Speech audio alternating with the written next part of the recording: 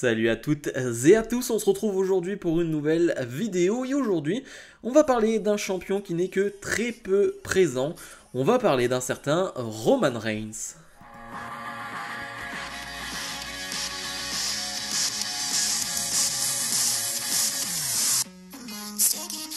Alors, vous l'avez vu dans le titre, on va parler de Roman Reigns, le champion du côté de SmackDown, et bien qui n'est pas très présent en ce moment, et c'est un peu le cas maintenant sur les dernières années. Clairement, le run de Roman Reigns en tant que champion Universal, champion WWE, en tout cas ce run de Roman Reigns en tant que chef de tribu, est composé de segments, de moments, mais pas d'un champion très présent, clairement pas. Et encore plus aujourd'hui, ça fait parler. Ça fait parler pour plusieurs choses, parce qu'il y a plusieurs stats qui sont sorties, il y a des choses sur lesquelles on va revenir, et en même temps, ça va être un prétexte aussi, cette vidéo, pour moi, de parler des fans de Roman Reigns. Et attention, je précise d'avance, je ne vais pas généraliser, je ne vais pas tous vous mettre dans le même panier, mais c'est important d'en parler, parce que je pense que c'est une problématique aujourd'hui du catch sur les réseaux sociaux. Je pense que c'est hyper important d'en parler, mais voilà, on va parler de plusieurs choses, mais concrètement de Roman Reigns et de ses absences. Donc, on parle de Roman Reigns et de cette absence parce que une stat est sortie, c'est vrai que quand tu la prends comme ça te met une petite claque dans la gueule. Roman Reigns n'a défendu qu'à une seule reprise son titre sur les 175 derniers jours. C'est énorme, on parle quasiment de, on parle quoi, 5-6 mois quasiment, une seule fois en 5-6 mois. La stat est titanesque, la stat fait même presque peur, j'ai envie de dire, et forcément ça a fait ressurgir certains débats qu'on a déjà depuis maintenant quelques années sur Roman Reigns, sur le fait que ce soit un absent, un champion qui n'est que très peu présent. Alors il y a des périodes où Roman Reigns est présent pendant quelques semaines, mais malheureusement, ça ne dure pas beaucoup de temps, ça ne dure pas assez, selon beaucoup de personnes, selon moi y compris, bien évidemment, sinon je ne ferais pas cette vidéo, sinon ça n'aurait pas d'intérêt. Si je ne partageais pas cet avis-là, je n'aurais rien à dire, mais pour le coup, j'ai des choses à dire. Alors premièrement, c'est problématique. C'est problématique pour une seule chose, c'est que je ne demande pas à Roman Reigns d'être Seth Rollins, parce que malheureusement on est obligé de faire cette comparaison, parce que beaucoup la font, et je veux directement mettre ça de côté. Je ne demande pas à Roman Reigns d'être Seth Rollins et d'être présent chaque semaine, défendre son titre à quasiment à chaque PLE, bref, d'avoir une feud qui est constante et d'être présent à l'antenne à chaque Raw ou à chaque SmackDown pour Roman Reigns. C'est pas vraiment ce que je demande à Roman Reigns. Il est à part, on l'a bien compris. Ok, pas de souci. Mais là quand même on atteint un point où ça devient quand même très complexe. C'est-à-dire que là, la dernière fois qu'on l'a vu à SmackDown, c'était il y a un mois, quelque chose comme ça, il y a plus d'un mois. Et il devrait faire son retour d'ici, allez, 2 semaines, lors des prochains SmackDown, d'ici 2 semaines je crois. Le SmackDown du 13 octobre, il a été annoncé. Ça fait long. Ça fait très très long et on le voit bien, l'histoire autour de la Bloodline, en tout cas avec Jimmy Uso, Solo Sikoa et ce qui se passe autour avec Jey Uso qui est parti de Raw, ça peut être intéressant et ça l'est sur certains points, mais clairement l'absence de Roman Reigns se fait ressentir parce que l'histoire de la Bloodline, elle n'est que meilleure quand Roman Reigns est présent, elle atteint un certain niveau de qualité, d'attention quand Roman Reigns est présent. Quand il n'est pas là, je peux pas dire qu'on s'ennuie, je peux pas dire que c'est redondant, mais c'est quand même moins bon. C'est quand même vraiment moins bon et on le ressent. Alors, ils vont utiliser certains stratagèmes, c'est-à-dire que Paul Heyman va être souvent au téléphone avec Roman Reigns pour te faire ressentir sa présence, pour te faire ressentir qu'il est bien là, que même s'il n'est pas présent physiquement, eh bien, il a quand même une certaine importance lors de certains shows, ce qui est vrai. Mais c'est pas suffisant. C'est pas suffisant et surtout pour un champion. Et je suis désolé de revenir dessus, mais pour un champion, c'est pas assez. On va faire la comparaison et on l'a fait. À une certaine époque, on a beaucoup taclé, taillé, vraiment presque insulté Brock Lesnar. Lorsqu'il était un champion, je crois que c'est quoi, c'est 2014-2015, qui n'était jamais présent, qui n'était quasiment jamais là à Raw. Et on l'a taclé, on l'a mis en avant parce que ça nous gênait, parce que c'était pas convenable pour un champion d'être si peu présent. Alors pourquoi on le ferait pas aujourd'hui avec Roman Reigns? Pourquoi on n'aurait pas finalement je dirais pas des insultes, parce que je ne tolère pas les insultes, mais pourquoi on n'aurait pas les mêmes critiques aujourd'hui contre Roman Reigns alors qu'il est très peu présent? Moi, je me pose la question. Je pense qu'on a le droit d'avoir certaines critiques envers Roman Reigns. Je pense qu'on a le droit d'avoir envie de voir Roman Reigns plus présent du côté de SmackDown. J'ai pas l'impression de demander quelque chose de fou. J'ai pas l'impression de demander quelque chose d'exceptionnel ou d'incroyable. Non, je demande simplement qu'un champion soit plus présent. Et j'ai un argument qui a été souvent rabâché contre moi. Oui, mais son absence fait que chaque apparition est un moment exceptionnel, est un moment rare, et du coup, chaque apparition est un moment remarqué, est un moment important. Ce qui est vrai, et c'est pour le cas aussi pour ses matchs. Vu qu'il a très peu de combats, quand il a un match, c'est une attraction, c'est un moment marquant. Et je suis d'accord avec ça. Pour les combats, moi ça me gêne pas que Roman Reigns n'ait pas un combat toutes les 3 semaines. Moi, ça me gêne absolument pas. Vraiment, c'est quelque chose que je vais pas reprocher parce que c'est pas quelque chose que j'aime pour un champion forcément de catcher chaque semaine. Voilà, je le dis. Mais par contre, il y a des limites. Il y a des limites. Et je pense que là, Roman Reigns, on commence à dépasser les limites. Et surtout sur la durée. Parce que si c'était seulement l'histoire d'un coup, l'histoire de seulement 2 ou 3 mois, non, ça fait maintenant 3 ans que c'est le cas. Et moi, j'en ai un peu marre. Et en disant cela, bien évidemment, tu t'attires certaines critiques. Et là, on va passer à la deuxième partie de vidéo. Ça va être un peu moins marrant. Donc, comme je l'ai dit en introduction, la deuxième partie, on va parler des fans de Roman Reigns. Et je précise une nouvelle fois, je ne vous mets pas tous dans la même case, je ne fais pas de généralité.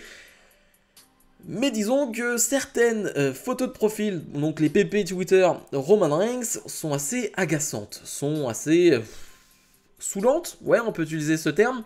Pourquoi? Parce que je veux revenir sur quelque chose. Être fan de quelqu'un, être fan d'une superstar, c'est pas un problème.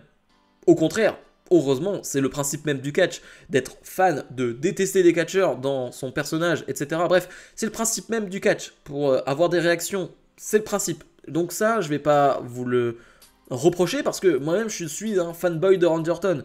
Donc, je ne vais pas vous reprocher d'être fan de Roman Reigns. Ce n'est pas le sujet aujourd'hui, ce n'est pas le problème, finalement, que j'ai avec certains fans de Roman Reigns. Le problème, c'est le manque de critique, c'est le manque de lucidité. On peut être un fanboy, on peut adorer une superstar, ou même autre que WWE, je veux dire, on peut être fan d'un artiste, on peut être fan de quelqu'un, pas de souci. Mais à un moment donné, je trouve qu'il faut essayer d'être un peu objectif. Je sais que c'est dur, je sais que c'est compliqué. Moi-même, comme je l'ai dit, je suis un grand fan de Randy Orton. C'est compliqué parfois de critiquer Randy Orton, et pourtant je l'ai fait tout au long de sa carrière parce qu'il y avait de quoi critiquer. Donc c'est compliqué, mais je pense que c'est important de le faire. Parce qu'on perd toute analyse. On perd toute analyse, on perd tout intérêt aussi. Je vais prendre des exemples, mais concrètement, j'ai juste posté sur Twitter, je ne vais pas l'appeler X, vraiment, j'appellerai toujours ça Twitter, je préfère le dire, que Roman Reigns n'avait défendu son titre qu'une seule fois sur les 175 jours. Et forcément, j'ai eu vraiment énormément de PP Roman Reigns. Je les appelle comme ça parce que c'est vrai, c'est-à-dire que dès que tu vois une PP Roman Reigns, et tu te dis, oula, qu'est-ce qui va me sortir? Désolé de le dire comme ça, mais c'est un peu vrai. Qui n'était pas lucide. Et je ne dis pas que j'ai la sage parole, que j'ai forcément raison dans ce que je dis, mais je ne comprends pas comment on peut être heureux de cette situation en étant fan de Roman Reigns. Je ne comprends pas comment on peut être heureux en étant fan de Roman Reigns de ne pas voir sa superstar favorite assez souvent, de ne pas la voir défendre son titre assez souvent. Bref, c'est une situation que je ne comprends pas en étant fan de Roman Reigns. Et en plus, Roman Reigns, c'est une superstar que j'aime beaucoup. Je suis juste pas un fanboy de Roman Reigns, mais c'est une superstar que j'aime beaucoup. Je comprends pas comment on peut aimer cette situation-là. Et forcément, s'ensuit des insultes ou alors une certaine condescendance ou tu ne comprends pas le catch. Bien évidemment, comme l'argument que je vous ai énoncé tout à l'heure, le côté sa présence est rare, donc forcément, quand il est là, c'est un moment marquant, tu n'as rien compris au catch. Ok, d'accord, mais il faut quand même se poser des questions à un moment donné sur le fait que, je vais pas dire qu'il y a une majorité, mais je le pense qu'il y a vraiment une grosse majorité, et je l'ai vu lorsque j'ai posé ce tweet, qui n'en peuvent plus de cette situation, qui n'en peuvent plus d'avoir un champion qui, et c'est le mot qui a été repris par certains, qui prend en otage un titre. Je suis pas d'accord avec cette formule, mais c'est une formule qui a été utilisée par beaucoup.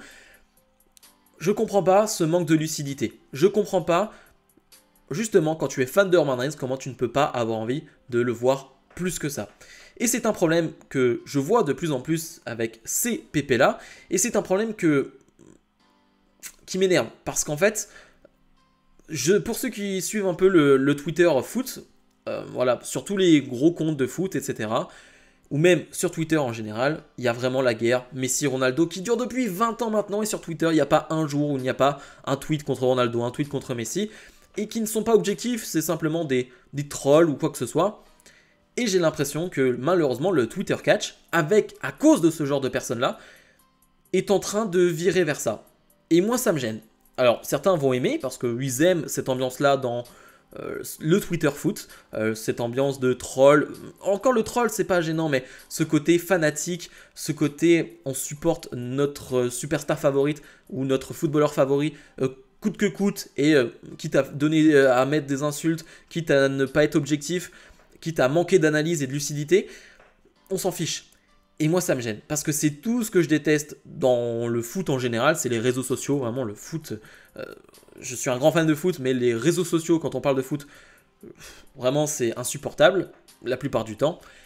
Et j'ai l'impression qu'on vire vers ça à cause de ces fans-là. Je rappelle encore une fois que je ne vous mets pas tous dans la même case. Je connais d'ailleurs beaucoup de fans de Roman Reigns dans mes abonnés qui sont plutôt lucides et plutôt, j'ai envie de dire, conscients de cette situation-là, qui ne convient pas à grand monde. Mais souvent, c'est des gens qui ne sont pas abonnés à la chaîne, abonnés à mon Twitter, qui viennent forcément, mais tout en groupe, hein, vraiment, c'est tout un groupe qui vient d'un coup, l'air de dire, on est une armée et on doit défendre le soldat Roman Reigns.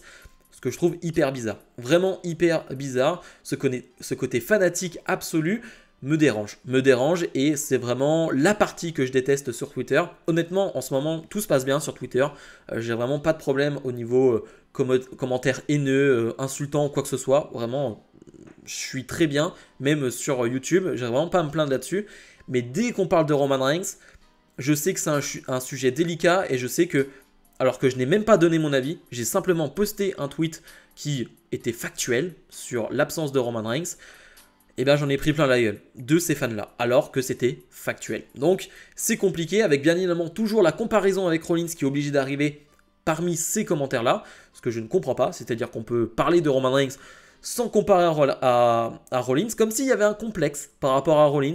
C'est assez bizarre quand même, hein, dans cette communauté-là. On est obligé de tacler Rollins pour mettre en avant Roman Reigns, alors qu'on peut aimer les deux, comme moi, tout simplement. Bref, je vais pas en dire plus, et j'ai pas envie d'être insultant. J'ai essayé d'être le plus respectueux possible, même si on l'a pas été avec moi, parce que j'estime que c'est la manière de faire, la bonne manière de faire les choses. Donc voilà, j'espère que j'ai été clair, j'espère que j'ai été assez net dans tout ce que j'ai dit. J'ai pas grand chose à dire de plus. Bien évidemment, je vous invite à être respectueux là aussi en commentaire, à ne pas être insultant, ne pas être condescendant, bref, ce que je répète assez habituellement, mais je sais que c'est une vidéo sur Roman Reigns, donc je vais avoir des gens qui ne sont pas forcément abonnés, qui ne sont pas habitués à ma chaîne, et qui vont forcément venir sur cette chaîne-là pour parler, pour discuter, pour entendre ce que j'ai à dire. Donc je préfère le dire et me répéter. Soyez respectueux, soyez sympa tout simplement en commentaire. Peu importe votre avis, que vous soyez d'accord ou non avec moi. Bref, comme d'habitude, n'oubliez pas de mettre le pouce vers le haut, de vous abonner. Et nous, on se retrouve dès demain pour mes pronostics de No Merci. Salut, salut!